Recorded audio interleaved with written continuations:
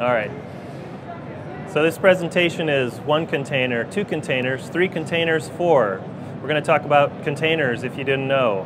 We're going to cover an overall agenda around history of containers, how it's useful for developers, for continuous integration, quality assurance, operations, microservices, lots of stuff to cover. And we're going to do it in the style of Dr. Seuss. So my name is Ashley. I am the explainer. In the next 10 minutes, we talk containers.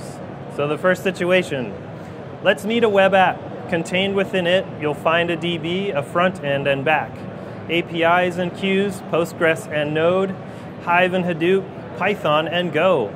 Look at that matrix. Boy, I don't know. We must test and ship. We must black box. We must regress. We must do this in 2 hours or less. So you can enjoy our awesome new feature. We need to find Sam, our QA test leader. We need Abir, our ops engineer. We ask Sam to test. He looks with great fury. We nod to Abir. She says in a hurry, we now do DevOps. We share all our fears. Find a new way to package your gear. Virtualize, says Sam. Yes, yes, hip hooray. We needn't worry about difference today. Yes, yes, virtualize. Yes, yes, we must size our big boxes to launch our surprise. Containers, she shouts. Virtualize, Sam pouts. We suddenly realize there are new routes. Containers aren't new. In '79, Unix v7, then C Group's design. Linux containers, aka LXC, set the bar high, and Docker came to be. Containers, what are they? A VM is close. Sans hypervisor, they talk with the host. One OS is all, immutable blocks. Containers, or Docker is one kind, containers are rocks. You said boast of both, virtual and container. They can coexist in your data centers. How is this good for developers? Meet Tracy, the dev. Her first day is now. She has a new MacBook and starts to install. Whoops. NPM and Git, Mongo and Bower, Ember and Grunt, it might take an hour. Set this envar, oh, I forgot.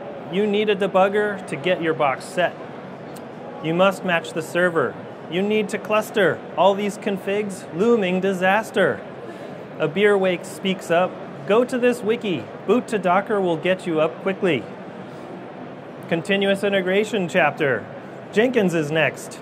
He is our CI. Testing takes so long, I poke out my eyes. We test run in time. Says Abir, VMs are so bloated, they take time to start. They have a whole OS and memory runs short. Abir talks again, it's totally fine. With our new Docker, we test run in time. Test security, functional and perf. Now our test mode, all on our turf. Pull it from the hub, it's easy to share. Build it like magic, version, not stale. Sam comes around, now he sees the light. He realized, profit, speed, no fight. Yuri is from ops.